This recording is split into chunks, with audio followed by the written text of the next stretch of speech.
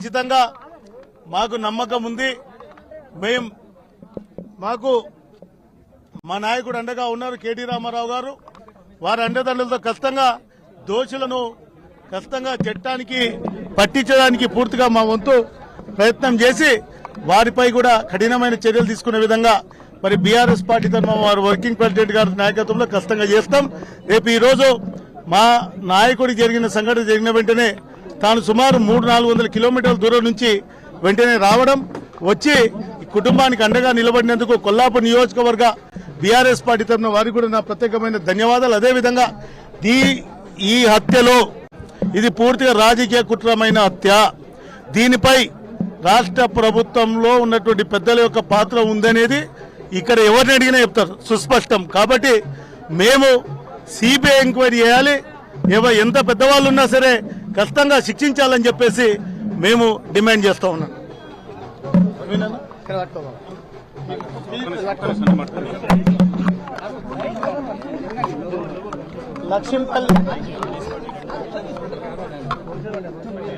లక్ష్మీపల్లి గ్రామంలో జరిగిన ఈ హత్య పైన పూర్తి స్థాయి విచారణ చేపట్టాలి ప్రభుత్వం వెంటనే.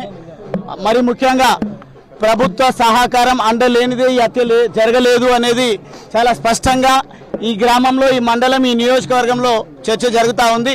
గత వారం రోజుల క్రితం మా ఎంపీ అభ్యర్థి ఆర్ఎస్ ప్రవీణ్ కుమార్ గారు, నేను, అదే మాదిరిగా హర్షవర్ధన్ రెడ్డి గారు మాజీ శాసనసభ్యులు ఎస్పీ గారిని, స్థానిక ఎస్ఐ ఇన్స్పెక్టర్ గారిని, అదేవిధంగా డీజీపీ గారిని కలిసినప్పటికీ ప్రయోజనం లేకుండా పోతుంది. అంటే శాంతి భద్రతలను నియంత్రణలో పెట్టలేనటువంటి ఈ అసమర్థ ప్రభుత్వం గద్దె దిగే వరకు తెలంగాణ ప్రజలు పోరాటాలు చేయాల్సినటువంటి అవసరం ఉంది.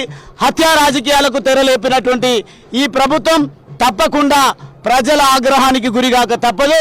మేము మాట్లాడడానికి వెనకడుగు వేయడానికి కారణం ఏంది అని అంటే, గత 10 సంవత్సరాలు అధికారంలో బాధ్యతాయుతమైన హోదాలో ఉన్నాం కాబట్టి మా ముఖ్యమంత్రి కేసీఆర్ గారు, మా నాయకుడు కేటీఆర్ గారు గతంలో పాలించిన విధానాన్ని మేము పూర్తి స్థాయిలో అవగతం చేసుకున్నాం కాబట్టి మేము దాడులకు ప్రతి దాడులు అనే పిలుపు ఇవ్వలేకపోతా ఉన్నాం.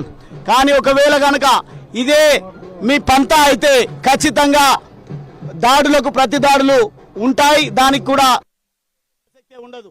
హత్యా రాజకీయాలకు, కుట్రలకు, అక్రమ కేసులకు తెరలేపిన మీరు ఖచ్చితంగా మీరు ఇది ఏదంటే అది దానికి సవాలుకు మేము సిద్ధంగా ఉంటాం.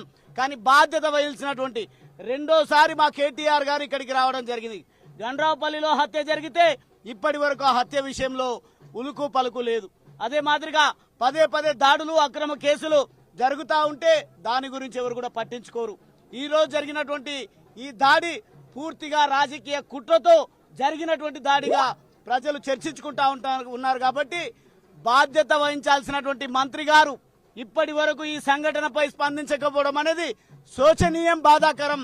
వెంటనే మంత్రి స్పందించాలి. ముఖ్యమంత్రి రేవంత్ రెడ్డి గారు కూడా దీనిపైన స్పందించి తగు చర్యలు తీసుకొని హత్యకు కారకులైనటువంటి వారిని వెంటనే అరెస్ట్ చేయాలి, వారిని కఠినంగా శిక్షించాలని బీఆర్ఎస్ పార్టీ తరఫున మేము డిమాండ్ చేస్తా ఉన్నాం.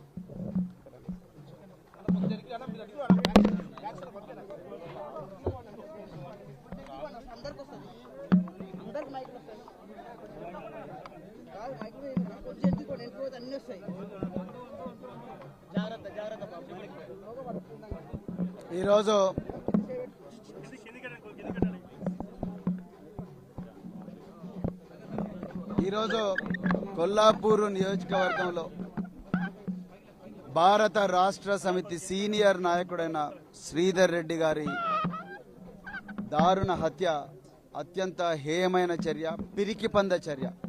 దీనికి ప్రధాన కారకుడు జూపల్లి కృష్ణారావు మంత్రి గారే.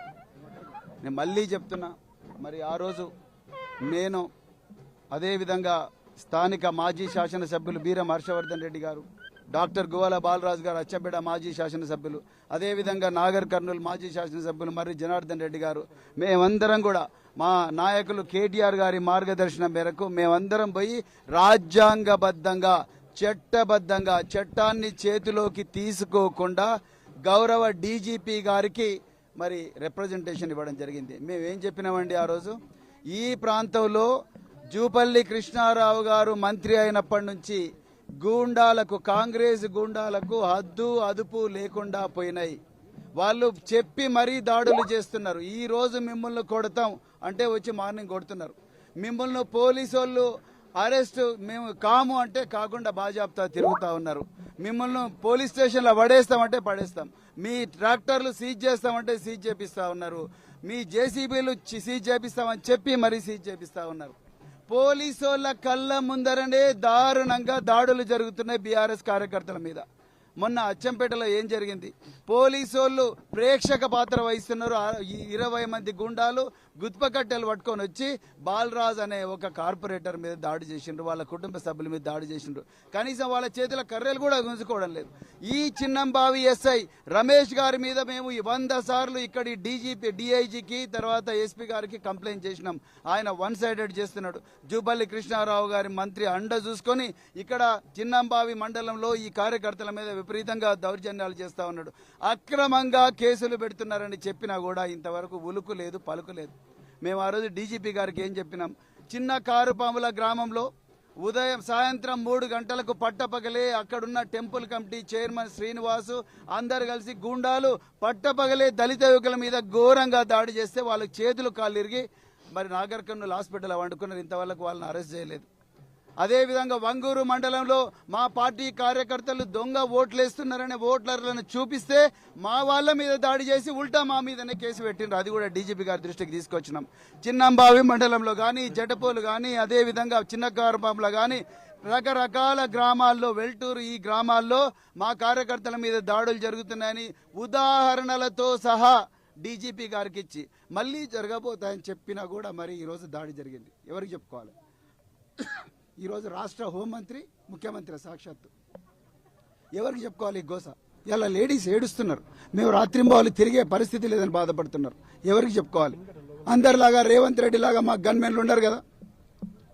రేవంత్ రెడ్డి 100 మంది పోలీసులను వేసుకొని తిరుగుతున్నాడు. జూపల్లి కృష్ణారావు 100 మంది పోలీసులు వేసుకొని తిరుగుతున్నాడు. గ్రామీణ ప్రాంతాల్లో ఉండే నాయకుల పరిస్థితి ఏంటి? ఈ రోజు ఇక్కడ జరుగుతున్న ప్రతి దాడికి కూడా మంత్రి జూపల్లి కృష్ణారావు, ముఖ్యమంత్రి రేవంత్ రెడ్డి బాధ్యులు.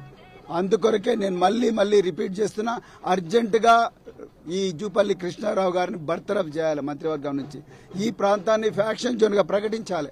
సమస్యాత్మక గ్రామాల్లో పికెట్స్ తప్పకుండా వేయాలి. అప్పుడే అదేవిధంగా ఎవరైతే పోలీస్ అధికారులు ప్రేక్షక పాత్ర వహిస్తున్నారో వాళ్ళ మీద అర్జెంటుగా వాళ్ళని సస్పెండ్ చేసి డిపార్ట్మెంటల్ ఎంక్వైరీ ఆర్డర్ చేయాలి. అప్పుడే ఈ ప్రాంతాలకు మరి న్యాయం జరుగుతుంది. లేకపోతే మళ్ళీ రాయలసీమ సంస్కృతి మరి తెలంగాణకు వస్తుంది. దానికి కారణం జూపల్లి కృష్ణారావు అయితే మరొక్కసారి ఈ సందర్భంగా హెచ్చరిస్తున్నా. మరొక్కసారి మా రాష్ట్ర వర్కింగ్ ప్రెసిడెంట్ కేటీఆర్ గారికి హృదయపూర్వక ధన్యవాదాలు తెలుపుతున్నాం. ఒక కార్యకర్త కానీ గ్రామీణ ప్రాంతాల్లో ఒక నాయకుడు చనిపోతే వాళ్ళకి సంఘీభావంగా ఈరోజు 200 కిలోమీటర్లు ప్రయాణం చేసి మాతో పాటు 5 కిలోమీటర్లు శవంతో పాటు నడిచి కార్యకర్తలందరికీ ధైర్యం ఇచ్చిన మరి కేటీ రామారావు గారికి ధన్యవాదాలు తెలుపుతా ఉన్నాను. అదేవిధంగా అందరూ కార్యకర్తలు కూడా ఎవరూ ఐదార్యపడాల్సిన అవసరం లేదు. మీ అందరి వెనక ఒక గొప్ప నాయకత్వం ఉన్నది. మీకు చీమ గుట్టినా కూడా ఊరుకునే సమస్యనే లేదని ఈ సందర్భంగా చెప్తూ మరొక్కసారి శ్రీధర్ రెడ్డి గారి హత్యను ఖండిస్తూనే మరొక్కసారి ఇలాంటివి జరిగితే మాత్రం రేపు మేము కూడా రోడ్ల మీదకి రావాల్సి వస్తుందనే విషయం కూడా హెచ్చరిస్తూ ముగిస్తున్నాను.